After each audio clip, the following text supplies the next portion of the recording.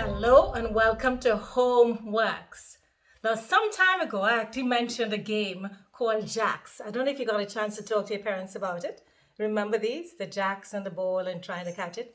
And that reminded me of some of the games that my grandparents used to talk to me about. And I wondered if you got a chance to talk to your parents about these games or even to your grandparents about these games. I wonder if they told you about a game which had to do with strings. I think it's called Cat's Cradle. Yeah, did you know about that one? Okay, how about marbles? It looks pretty cool, doesn't it?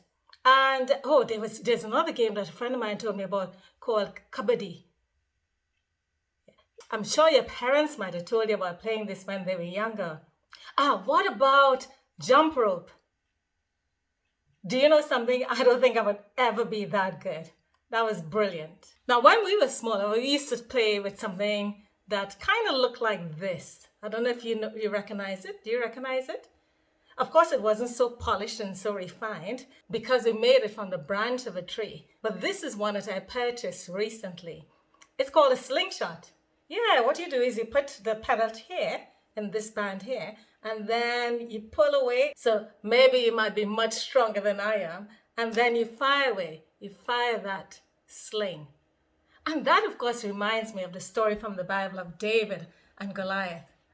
Do you know what's interesting about that story?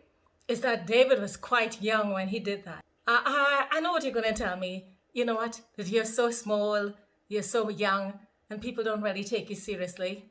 I know. Isn't it frustrating when you go to, let's say, the theme parks and you can't get on any of the rides? I know that. I know some of you might probably want to drive, but come on. Not yet, not yet. But what you're doing here is you're looking at all the things that you can't do when you're young. Let's go all the way back now to that story of David and Goliath. Remember, David was the youngest son of Jesse, and they needed somebody to help out. And what happened? When they came and they looked at all of them, all of the children, who did it end up with? David.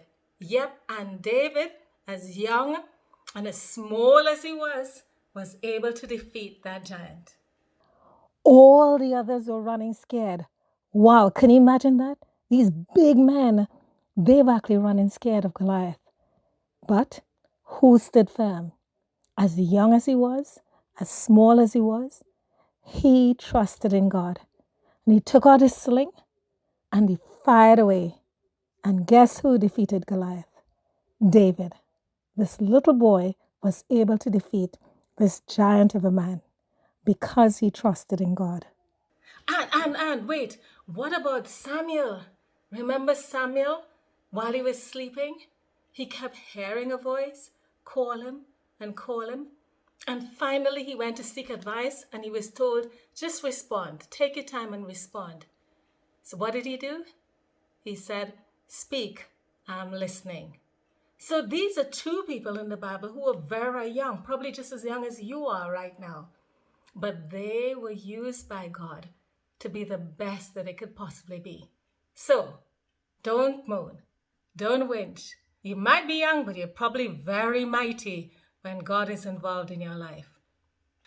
Don't worry about what you cannot do.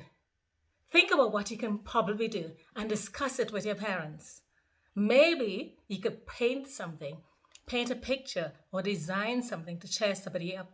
Maybe you can help others. You might even be able to pray for someone. Come on, everybody needs prayers. So think about somebody who you believe needs God's special help this week. Or possibly you could make new friends and be a great role model to somebody who feels lonely. I don't have a clue how God is going to use you, but I do know that you're never too young to start to get to know God and to do what He wants.